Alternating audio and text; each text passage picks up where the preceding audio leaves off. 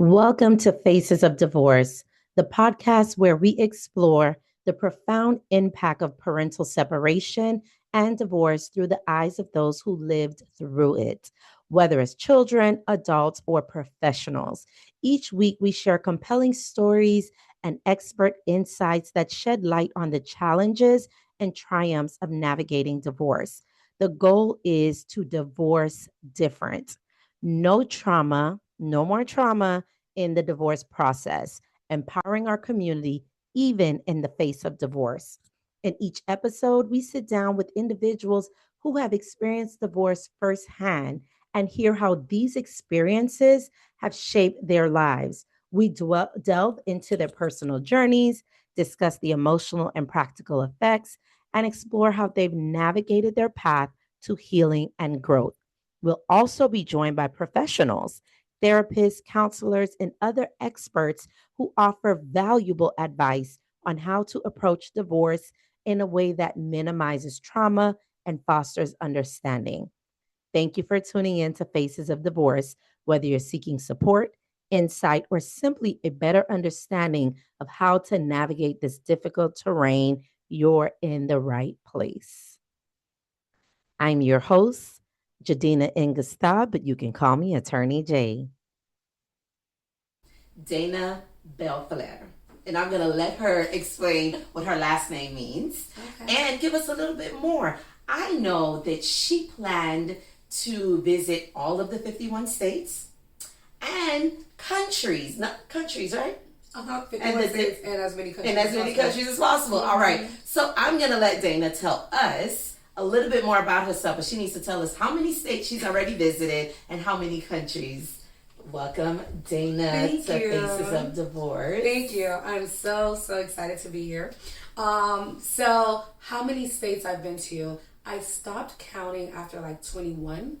Wow. I definitely have been to 21 states. And honestly, I feel like I've hit all of them except some of them on the West Coast. Okay. So like Seattle, Washington, Portland, Oregon. Like these are places I want to go. But for the most part, I've been to every state and DC and some U.S. territories too. I know that's right. I said travel extraordinaire. So yes. And how many countries have you visited? So I also stopped counting countries. What? The last I checked, I think I was at 27, and I've added a few since then, and I stopped counting.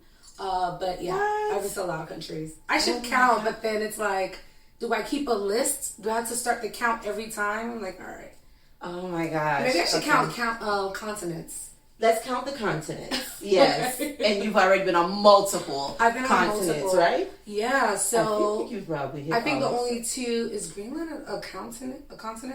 No, it's I should know the 7 continents. I know, we definitely should know. Cut this part out. I should definitely know all of the continents. But I know you've been to South America, you've been to North America, you've been to Africa. Europe. I've been to Asia, but only because Istanbul actually sits on 2 continents. Oh, so the European side and the Asian side. So technically, I've been to Asia, but I plan to visit something like a country specifically in Asia so it can fully count.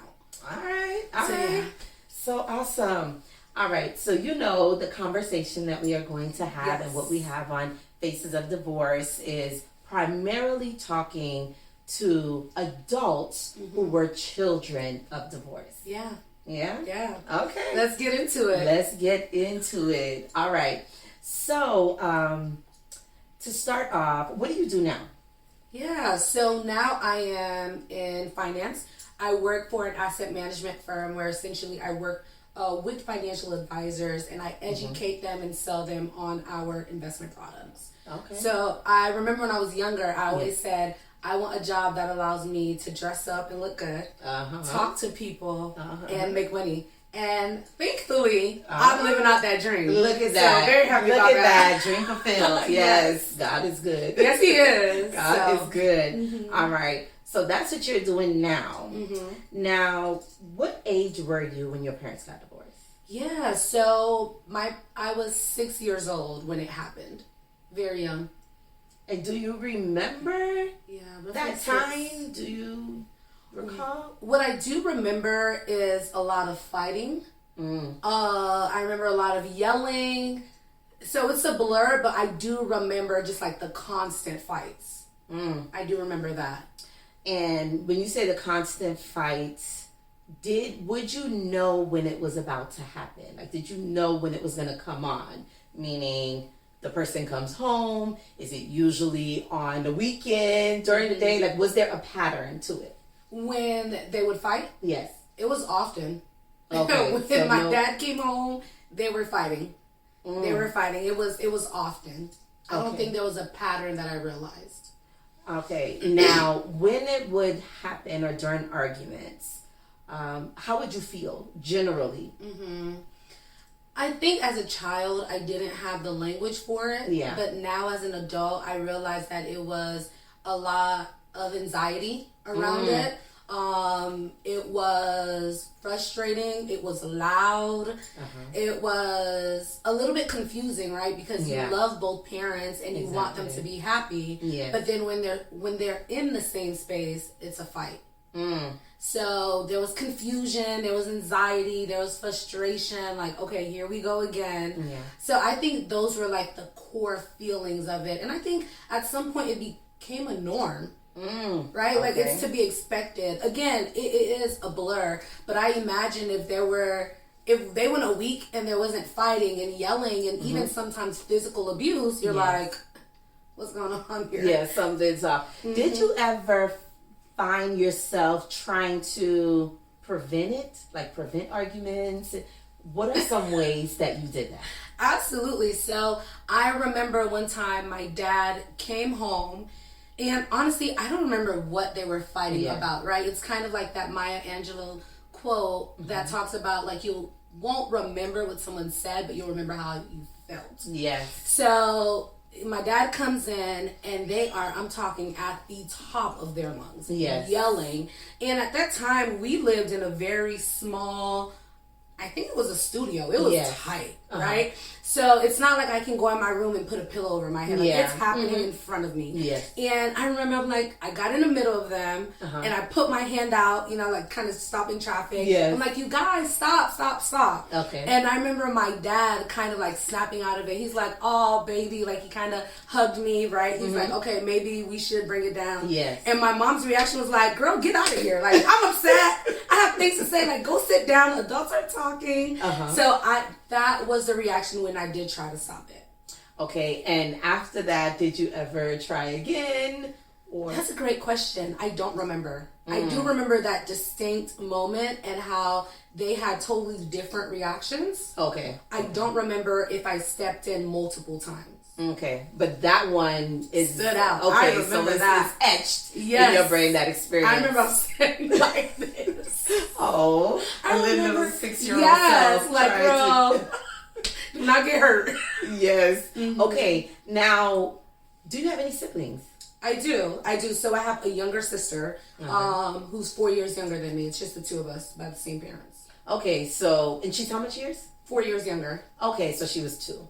So she wouldn't really have that experience. Interestingly enough, had a conversation? We've never talked about it. I've never asked her, like, hey, do you remember when our parents lived together, how tumultuous it was?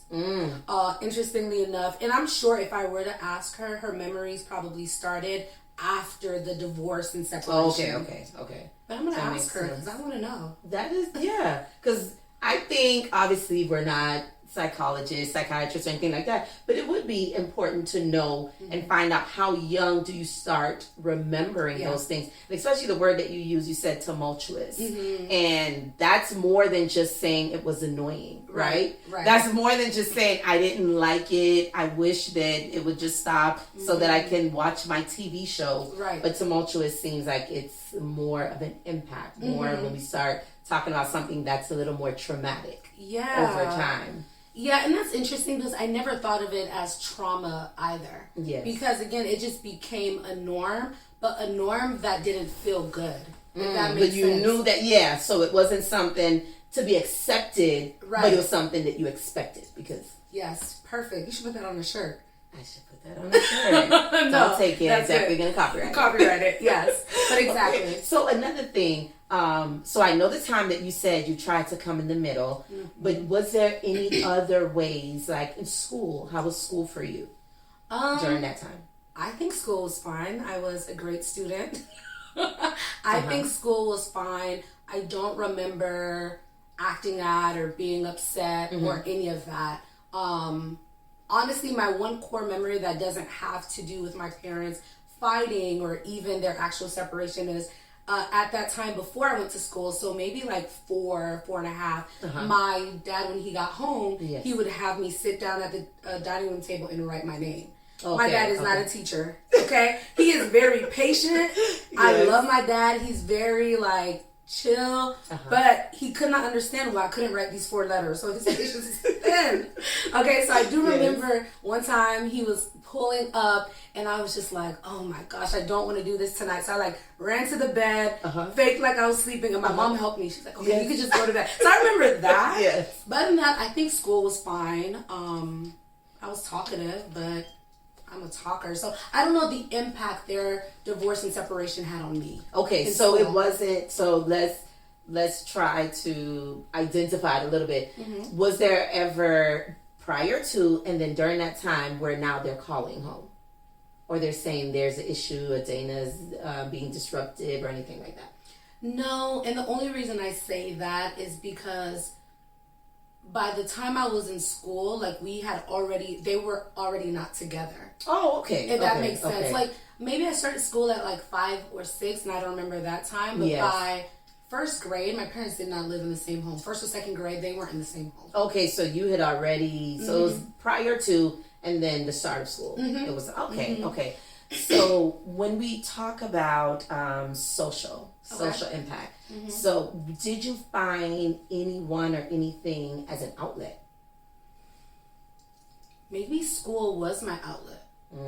I would think, because again, I'm not trying to brag like I'm super smart, but if you're super smart, you're super smart. I'm not trying to, but I know I did do very well. So I was born in Haiti, so Creole is my first language. But I never went to school in Haiti. Okay. But at home I was speaking Creole. So when I went to school in the kindergarten and first grade, I had to take like an English learners. Yeah, so is it ESOL? Yes. Yeah, that's for speakers of other languages. Yes, exactly. Speakers of other languages. Exactly. Yes. So I was enrolled with my regular first grade class, but then in the afternoons I would spend an hour with someone else helping me. Okay. And I advanced very quickly. So in the first grade, I remember that was like the last time I took the ESOL classes. And they called my parents in like, hey, we might need to test her to see if she's gifted. Okay, right, so by second grade, I was enrolled in gifted classes because they're like, clearly, So you are super smart.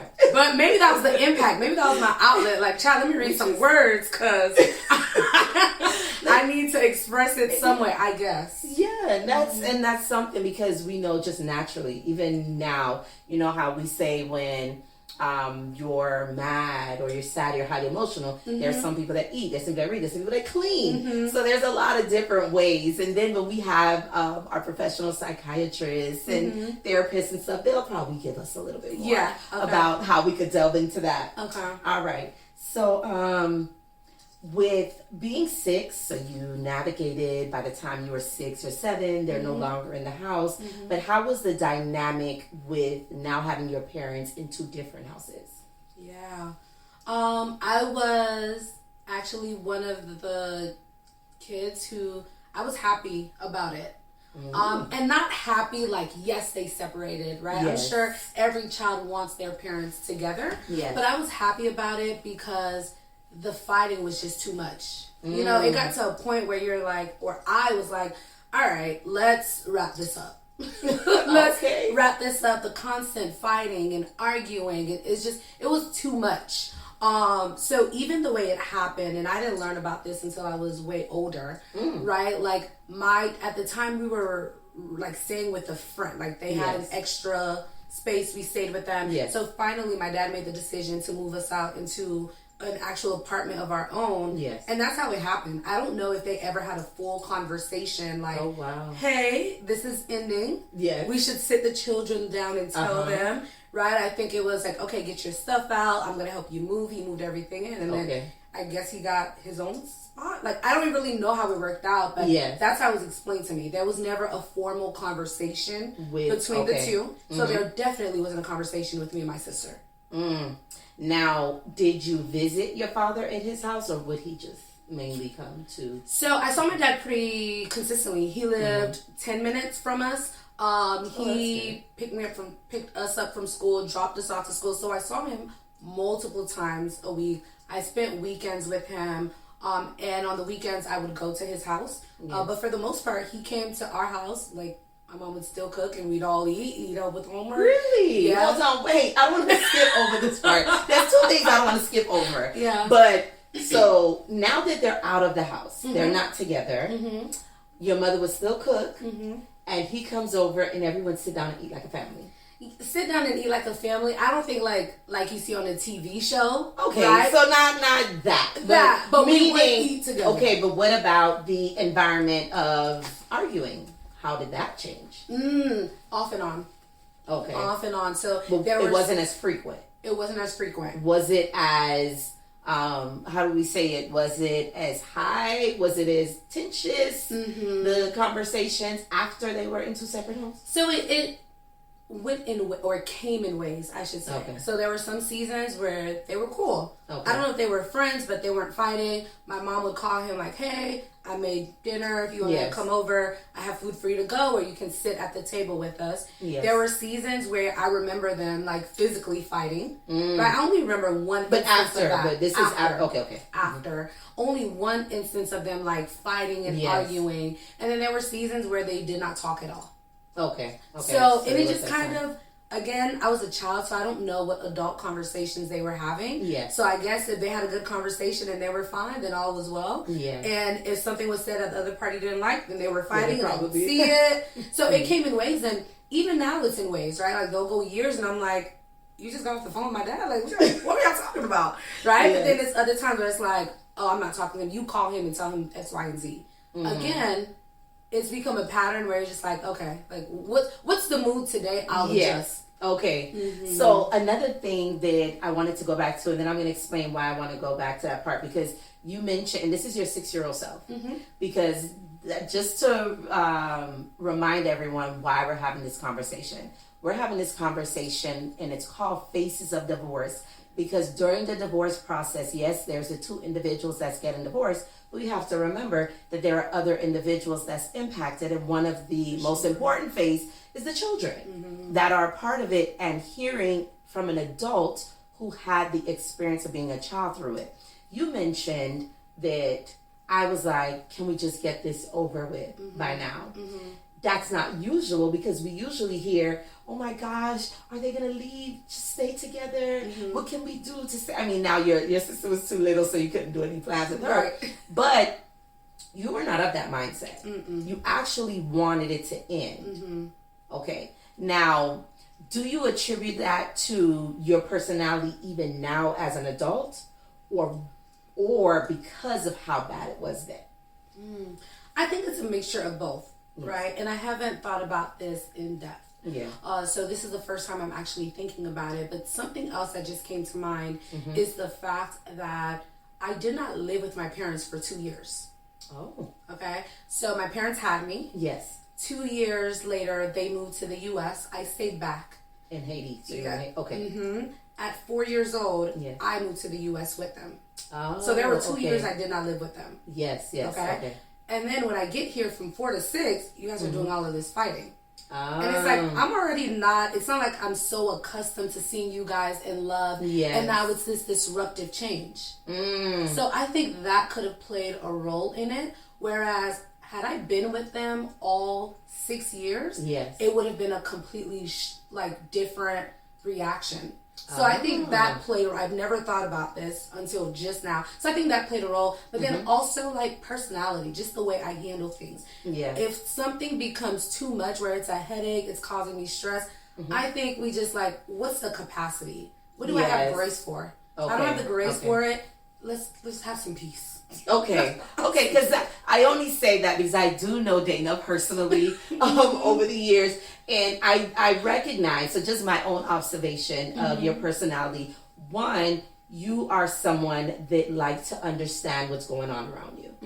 You will ask every question necessary to truly understand. Even if the person that you're asking is now annoyed, they feel like I've exhausted all of my answers, you want to know. So that's what I'm saying. You're someone who is not just quick to be done, but you really get into it so that you can make a clear decision. Exactly. So that's why I say that, because there may be parents that's looking at like, well, what things can I look at in my child's personality to know how they'll respond? Now, obviously, we can't diagnose that, but there are similarities, right? There are people that are, we call them A-type. We call B-type. The C's are just more chill, relaxed, whatever comes. A-type want to be in control.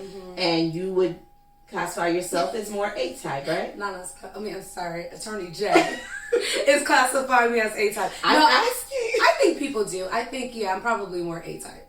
Okay. So meaning that even as a child, you're a little bit more intelligent, mature in processing something that's good, something that's right, and being attentive. I'll say that. I'll say that as a child, because I remember you as a child. So just being a little bit more attentive. So those are things that we would want to think about.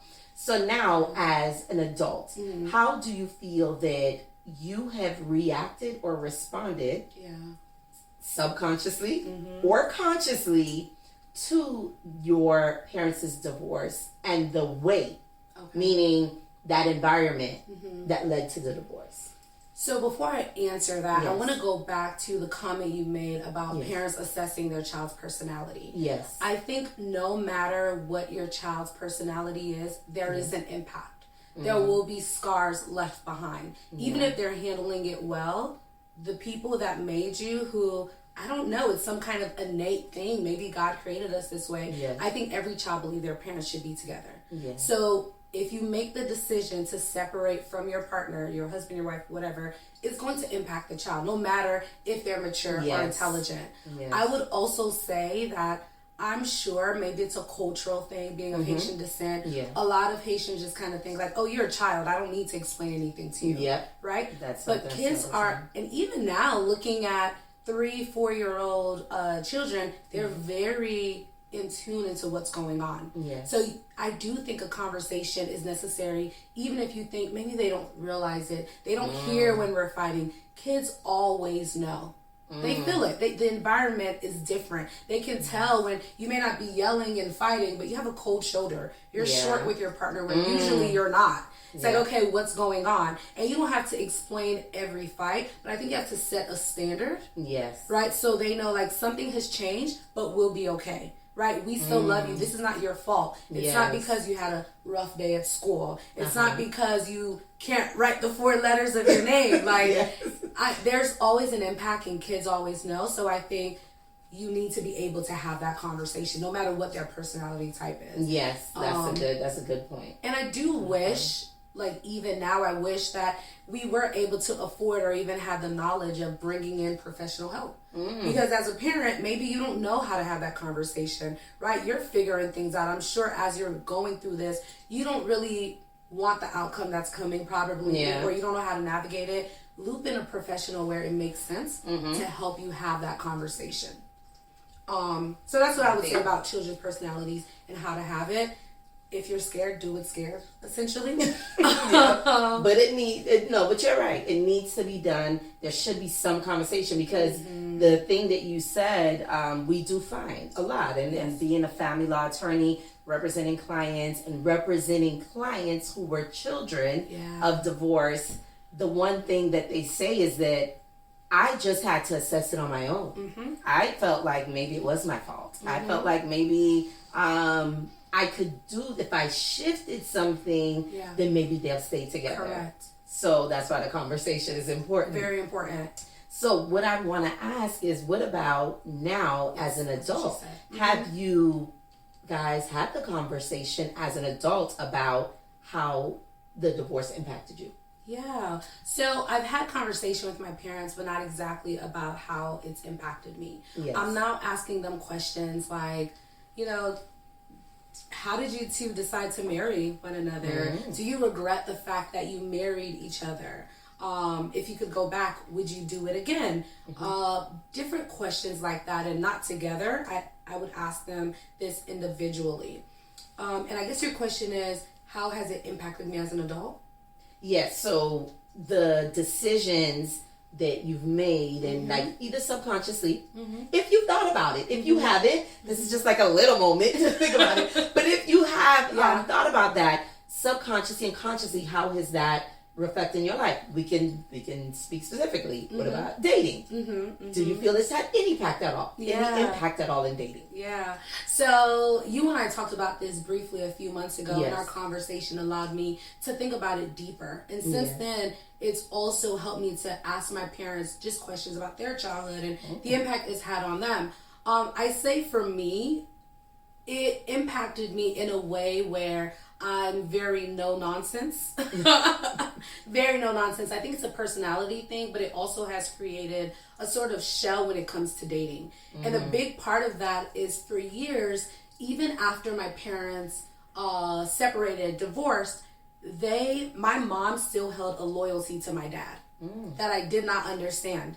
And for years I'm just like, well, why aren't you dating somebody else? You know, like, girl, get you another man. You know, I used to joke with my friends and my sister. I'm like, oh my gosh, I need my mom to get a man because she is like all over me, jokingly. But I do think that maybe a sort of resentment or even confusion as to why are you loyal to this man who you're no longer with.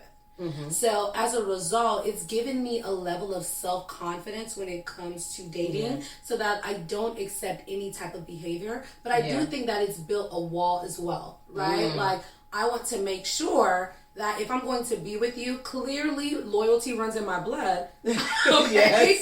I would be loyal. That's a good one. That's a good one. I would be loyal to the right person. So I think that's the biggest way that it has impacted me. Okay, so when you say a wall, you know, a wall could be a good thing or it could be a bad thing. So an honest assessment. Okay, are you dating right now? No. Okay, have you ever been engaged? No. Ever married? No. No. Okay. Single so as let's do a honest assessment if you can, if you can think that far. And do you think that some of the relationships or possibility of them did not go forward because of your view or because of this wall that was created due to the divorce? Maybe, in a way.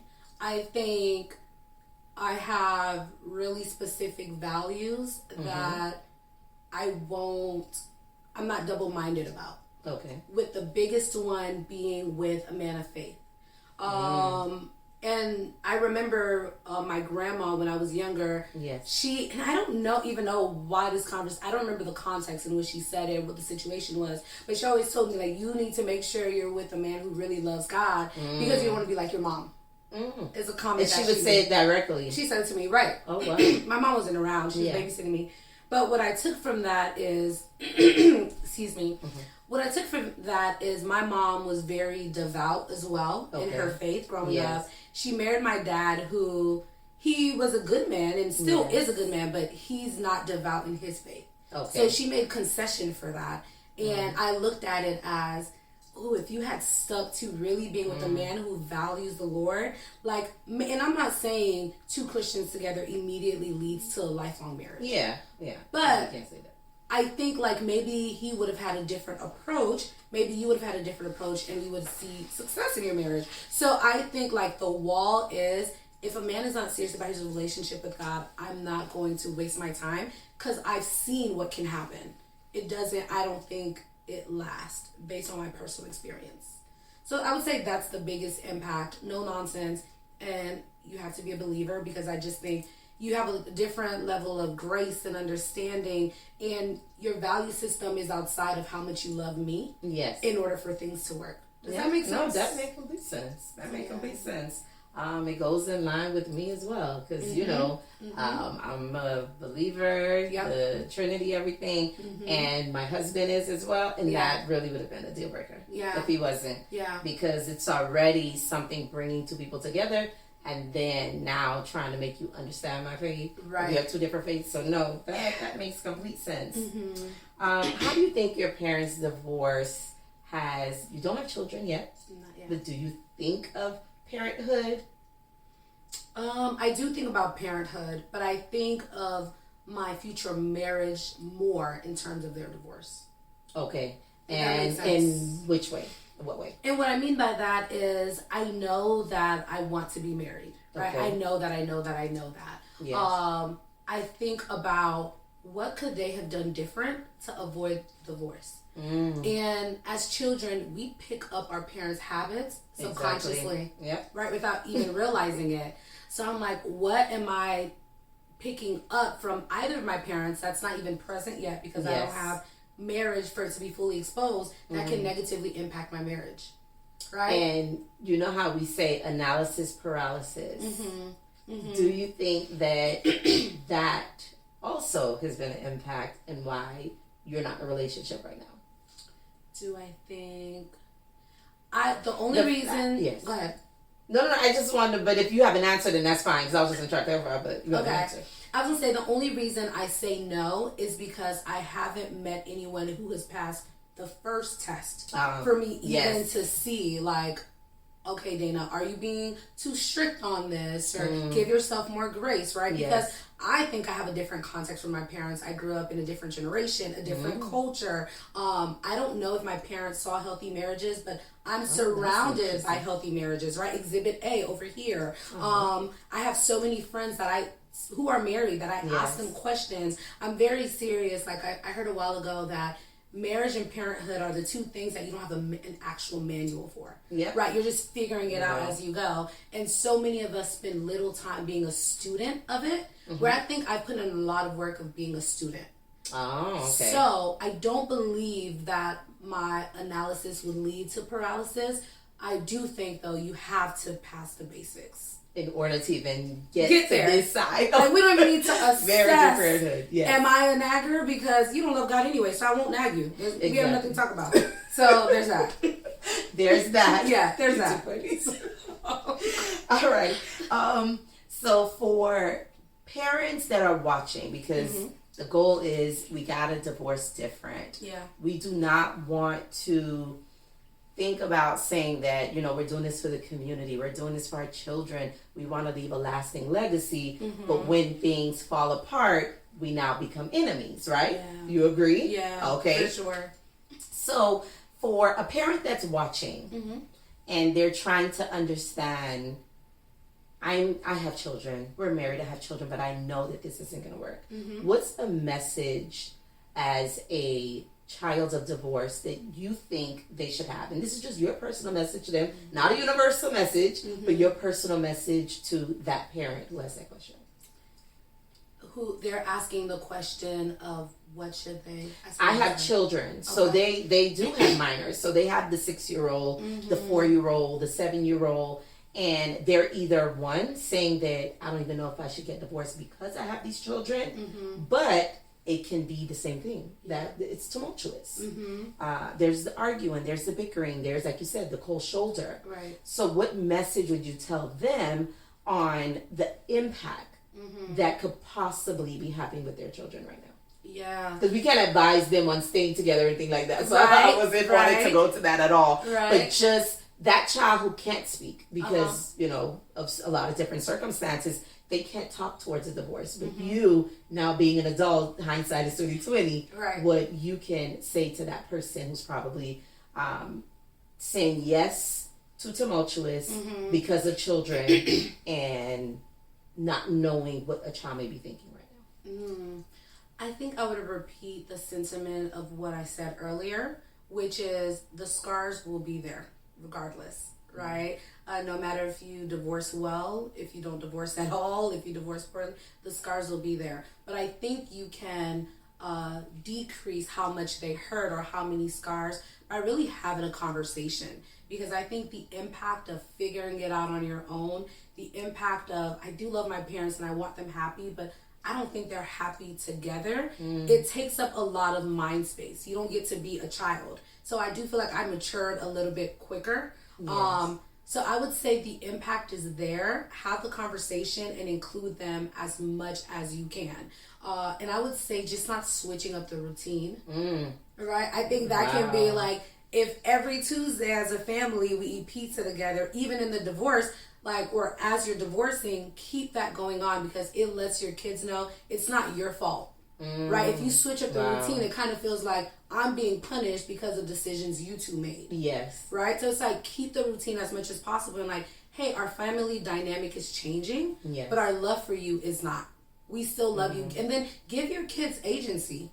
Right? When you see your parents fighting and you don't know what's going on, and you know, you get in between them and you tell them like, guys, stop fighting, and you're not saying like, hey, how do you feel about this? Yes. I know we were fighting last night and you heard us. Are you okay? Do you want to talk about it? Yeah. Maybe they don't have an answer in the moment, but keep that door open. You can talk to us whenever. We're not mad at you. Exactly. We're not angry with you. Just constant. Probably more confused than mad, right? Exactly. So constant reassurance, I think, would be really helpful in reducing the negative impact. But don't be scared of the fact that there's going to be scars, because there will be, unfortunately. It's just a reality. And do you feel that you have closure about your parents' divorce? I do have closure now. If you had asked me years ago, the answer would have been yes. Like, it wasn't a thought. I'm like, I told you, I was happy I could go to sleep without y'all fighting. It was great. But I think now that I've asked them questions about their marriage, their divorce, are you happier now? Do you miss each other? I now have closure in that I don't have a fear of repeating what my parents did. Because I did have that fear. Wow. Right? Like, okay, I don't remember the statistic, but I read that children of divorced parents have a higher likelihood of divorcing. Yes. So one requirement that I subconsciously had was marrying someone who came from a loving two-parent household. Wow. Yeah, because I'm like, well, I already know the odds I'm bringing to the table. You can't bring it too. Oh, wow. You know? Look at that. So that was a subconscious fear that I had. And now, again, because I've been a student of relationships, because, like, the Lord has been gracious and, like, maturing me, I'm now like, if we can agree now that we're going to love each other and we're not trying to figure out what the end result will be together, and we're going to love God, I think we will be okay. That is awesome. That is awesome. Thank you so much, Dana. Thank you for sharing about your experience, because it requires transparency. We don't know who's going to see this or open it up to the world. But thank you so much. I appreciate it. Thank you for having me. Thank you that I didn't cry. I thought I was going to cry. So at the beginning, you had said you'd let me explain what my last name means. Oh, yes. And I want to comment on it because, one, I always tell my dad, like, I just love him for giving us this last name. I love my last name. I'm like, good job, Dad. Good job. That's one. And then two, my parents don't have sons. And I know when I get married, I'm going to take on my husband's last name. So I'm like, dang, it kind of feels like a dying breed. But my last name is Belfleur, which is French and translates to beautiful flower. And I strongly believe that your name, like, it's part of who you are. And I think I've walked into that. Just like being a beautiful flower. You see the evidence. You are a beautiful flower. Thank you. Thank you. You always have been. I appreciate it. So I really appreciate the opportunity, even starting the conversation months ago off camera, really understanding your heart behind Divorce Like a Boss. It has helped me to mature in ways I didn't think I needed to. But it's been really rewarding. So I appreciate the opportunity. Because it has been 9 months in the making, like a whole baby birth. And we wanted you to be the first person. Wow. We wanted you to be the first interview. And we did not do another one until we had you. So thank you so much. Thank you. You're awesome. And everyone can see now why. It was worth the wait. It was worth the wait. Thank you so much. That's Dana Belair, and this is Faces of Divorce.